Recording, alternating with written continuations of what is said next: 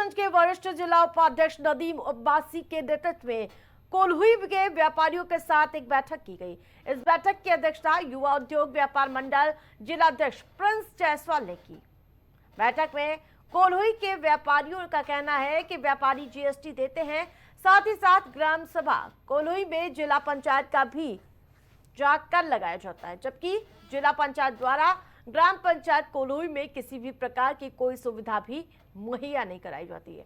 बैठक में व्यापारियों का कहना है कि बीते कुछ दिन पूर्व ग्राम पंचायत राज अधिकारी श्रेया मिश्रा ने कोल्हुई के व्यापारियों के साथ एक बैठक की थी, जिसमें कोल्हुई के व्यापारियों से साफ सफाई की व्यवस्था के लिए 30 से 60 रुपए महीने का सहयोग मांगा गया था और उन्होंने बताया था कि जिलाधिकारी का कोल्हुई बाजार में स्वच्छता को लेकर विशेष ध्यान दिया जा रहा है, जबकि ग्राम पंचायत कोल्हुई में मात्र 2 ही सफाई कर्मी है। इसलिए जो सफाई की व्यवस्था है वो पूरी तरह से चौपट नजर आती है। आज व्यापारियों की एक बैठक बुलाई गई है। इसके पहले ग्राम प्रधान जी ने बताया था कि यहाँ साफ सफाई, चूँकि गांव सभा बहुत बड़ा हो गया है और फंड आय का साधन कम था, तो एक मीटिंग उसके पिछले बार प्रधान जी से कोई बातचीत हुआ था तो डीपीआरओ साहब आए थे, तो उन्होंने कहा कि आप लोगों से राय लेना चाहते हो कि आप लोग हमारी मदद करें ताकि हम साफ़ सफाई व्यवस्था, क्योंकि जिलाधिकारी महोदय का कोल्हुई गांव सभा पर विशेष ध्यान है।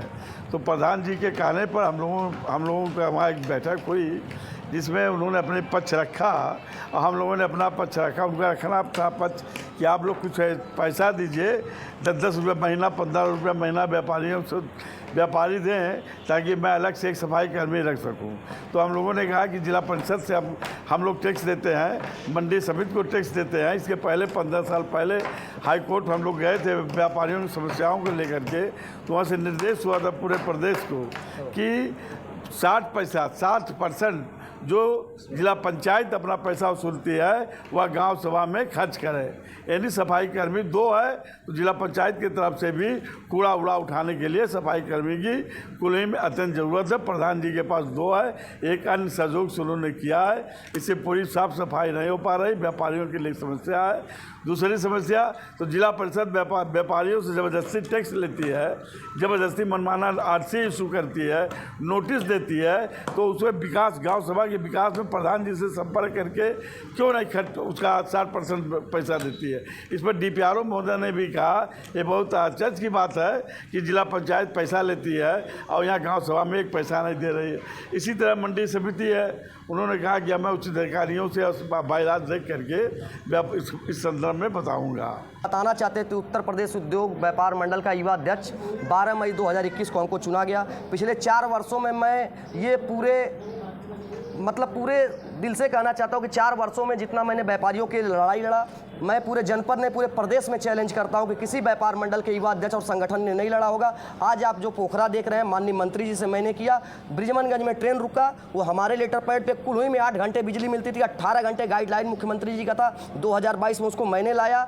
आप लोटन रोड देख रहे हैं, पशु अस्पताल वाली रोड देख रहे हैं, माननीय विधायक जी से, माननीय मंत्री जी से और प्रदेश के सरकार से लगातार आज रोडवेज बस चल रही है, जो भी सोनौली सिद्धार्थनगर सोनौली से, वो सारे चीज़ों का लगातार हम अनवरत मांग करते हैं और व्यापारियों के हित में लगातार हम प्रयासरत रहते हैं और आगे भी हम और हमारा संगठन यहाँ के व्यापारियों के हित के लिए लड़ाई लड़ेगा। सबसे पहले मैं यहाँ आए हुए सारे व्यापारी, सभी व्यापारियों का और मीडिया बंधुओं का तहे दिल से स्वागत करता हूँ।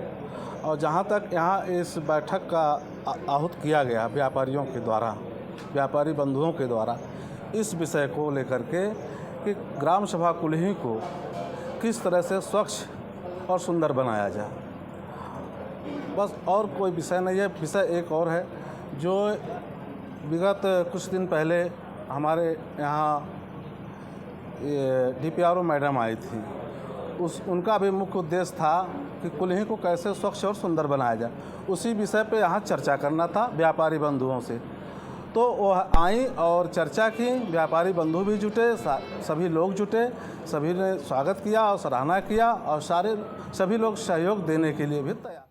खबरों में आगे बढ़ेंगे। हमीरपुर में ट्रांसफार्मर से निकली चिंगारी से फल की दुकान में आग लग गई, जिससे पल भर में, जो आपको बता दें कि पल भर में विकराल रूप धारण कर लिया।